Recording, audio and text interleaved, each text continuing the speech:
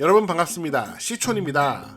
와, 이렇게 화면으로 보니까 집이 그래도 상당히 아름다워 보이는데요. 제가 방문했던 날에 해가 너무 좋았어요. 해가 좋으면 사진이 참 잘 나오는데 제가 11월 달에 방문했을 때 동네가 아름다워 보이기도 했어요. 집 앞에 이렇게 강도 흐르고 집이 참 평화로워 보여요. 그렇죠. 근데 이 집이 경매에 나왔는데 이게 감정가가 2억 9천만 원, 거의 3억짜리입니다. 그런데 그냥 쭉 떨어져서 현재 9,900만 원입니다. 3분의 1 토막이 난 거죠. 도대체 무엇이 문제일까요? 뭐가 문제이길래 집 가격이 이렇게 떨어질까요? 현장을 살펴보겠습니다. 현장에 도착을 했는데요. 여기는 강원도 강릉시 동해바다가 아름다운 강릉입니다. 현장에 도착하니까 저기 멀리 경매 물건이 보이고 마을이 참 평화롭고 조용했습니다. 이거 한편으로는 너무 조용한 거 아니야? 그런 생각도 들었어요. 뭐 요즘 시골들이 다 그렇죠. 그리고 마을에 보니까 감나무가 참 많더라고요.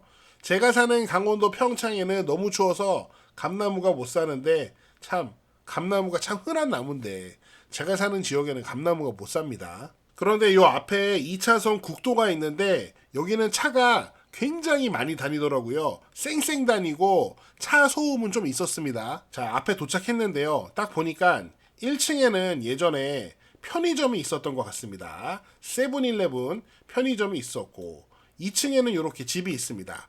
건축물 대장을 보면은 얘가 상가주택이에요. 1층은 2종 근린생활시설, 2층은 단독주택, 이렇게 생긴 상가주택입니다. 현재 편의점은 운영을 하지 않고 폐점을 한 것 같습니다. 예전에는 이용하는 사람이 많았지만 이 지역의 어떤 계기로 인해서 사람들이 점점 떠나고 있는 실정인 것 같습니다. 사람들이 떠나니까 편의점이 더 이상 장사를 할 수 없겠죠. 그래서 이렇게 문을 닫게 된 것 같아요. 과거 사진을 통해서 이 집의 변천사를 살펴볼 수 있는데요. 이렇게 깔끔하게 리모델링을 해서 편의점을 오픈했습니다. 사람들이 많이 찾았던 것 같아요. 시골 사람들은 동네에 편의점 있으면 참 좋습니다. 기본적으로 시골은 도시보다는 물자를 구하는 게 편하지 않아요. 그런데 결국에는 현재 이렇게 폐업을 한 모습이고요. 편의점은 완전히 문을 닫고 이제 1층은 관리가 되지 않는 모습이었고요. 2층에는 사람이 살고 있는 느낌이었어요.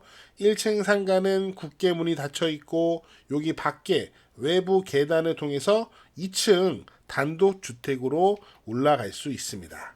다른 각도에서 바라본 모습인데요. 제가 현장을 돌아다니면서 좀 마을을 봤는데 마을 분위기가 굉장히 조용했습니다. 차는 많이 다니는데 사람은 한 명도 만날 수가 없었습니다. 사실 시골은 이 동네만 그런 게 아니고 모든 시골이 낮에 사람 보기가 힘들어요. 어르신들이 연세가 많으니까 밖에 잘 안 나오십니다. 웬만하면 집에 계시고 아니면 마을 노인정이나 마을회관에 모여 계시고 밖에 잘 돌아다니질 않으세요. 그러니까 길거리에는 사람을 만나보기가 참 어려운 게 시골의 현실이에요. 마을에 집들이 많이 보였는데 이런 집들을 보면은 밖에서 문을 걸어 잠근 건 보니 이미 마을 사람들이 떠나고 이 집은 빈집으로 남겨진 채 방치되고 있는 것 같았습니다. 밖에서 봤을 때 사람이 사는 집처럼 보이는 집도 보이고 사람이 전혀 안 사는 집처럼 보이는 집들도 있었어요. 경매 사이트에 나와 있는 사진들을 좀 보니까 일단 여긴 지하실입니다. 잡동사니들이 정말 상당히 많습니다.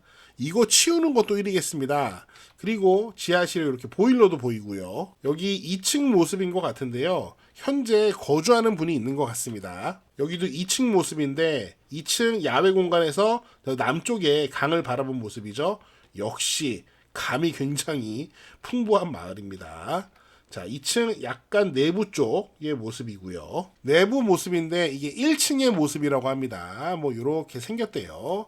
그 다음에 2층을 보면은 2층 단독주택의 모습인데 여기 야외 계단으로 올라와서 현관 있고 여기는 베란다.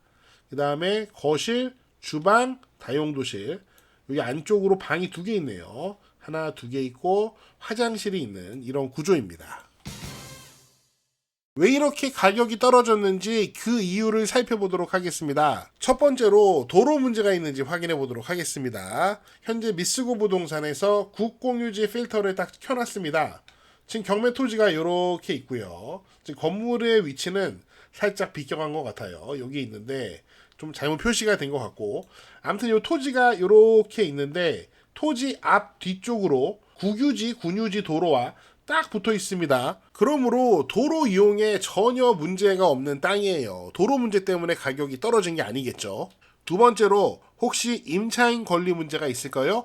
그것도 아닙니다. 여기 매각물건 명세서를 보시면은 2층하고 1층하고 임차인이 있어요.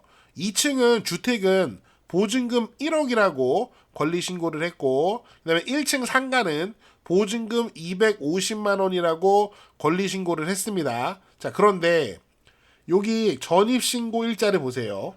말소기준 권리는 2014년이고 2층은 전입일자가 2020년, 1층은 전입일자가 2024년, 말소기준 권리 2014년보다 한참 느립니다. 그러므로 낙찰자에게 대항할 수가 없어요. 낙찰자 입장에서는 큰 신경을 안 써도 됩니다. 야, 이거 1억 때문에 명도가 어렵겠네. 물론 그런 생각 하실 수 있습니다. 그런데 뭐 가혹하게 들릴 수도 있지만 아무튼 대항력이 없기 때문에 낙찰자는 뭐 명도 소송을 하든지 강제 집행을 할 수 있기 때문에 큰 문제는 아니에요. 그렇다면 진짜 문제가 뭐냐? 사실 답은 처음부터 정해져 있었는데요. 답은 여기가 지금 여기 화력발전소, 민간 화력발전소가 겁나게 가깝다는 게 가장 큰 문제입니다. 거리가 대략 1.5km 정도. 물론 여기 화력발전소 바로 옆에 있는 집들만 하지는 않을 것 같아요. 그래도 상당히 가까운 거리다, 이렇게 볼 수 있을 것 같아요. 물론 이거 짓는다고, 화력발전소 짓겠다고 할 때부터 강릉 분들은 엄청나게 반대를 했습니다. 저 같아도 당연히 반대를 했을 것 같아요. 주민들의 반대에도 불구하고 발전소는 이렇게 멋지게 지어졌고요. 가동을 시작했습니다. 그리고 이거는 강릉시의회에서 제가 확인한 자료인데요. 한 시의원이 10분 자유발언을 했는데 어떤 내용이었냐면은 화력발전소 인근 주민 2주 대책을 수립할 것을 촉구한다, 그런 내용이었습니다. 그러니까 뭐 시의원이니까 주민들을 대변하시겠죠.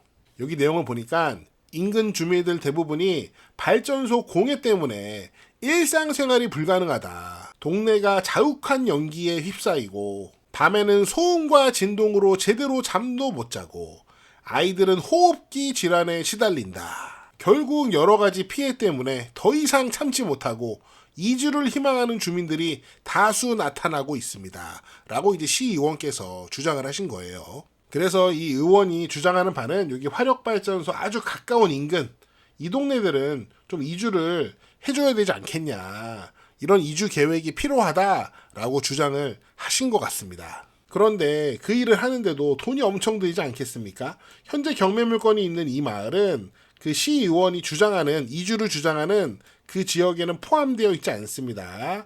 약간의 간만의 차이가 있어요. 이 동네 분들도 당연히 이주하고 싶겠죠. 얼마 차이가 안 나지 않습니까? 이렇게 발전소 주변에 사람들이 동네를 떠나겠다는 마당인데 뉴스를 보니까 이 동해안에 있는 화력발전소들이 또 멈췄다고 합니다.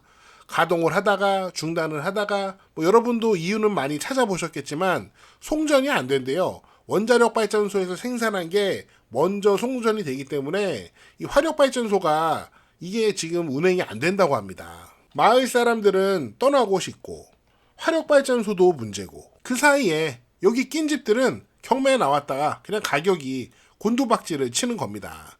이런 상황이니 또 어떤 사람이 이거 좋다라고 선뜻 낙찰받을 수 있겠습니까? 참 안타깝네요. 이게 내 일이 아니라고 마냥 웃을 수만 있는 그런 일도 아닌 것 같습니다. 네, 오늘 제가 준비한 내용은 여기까지고요. 여러분은 어떻게 보셨나요? 여러분의 다양한 의견을 댓글로 남겨주시고요. 저는 다음 영상에서 더 재미있고 유익한 내용으로 돌아오겠습니다. 여러분, 시촌어게인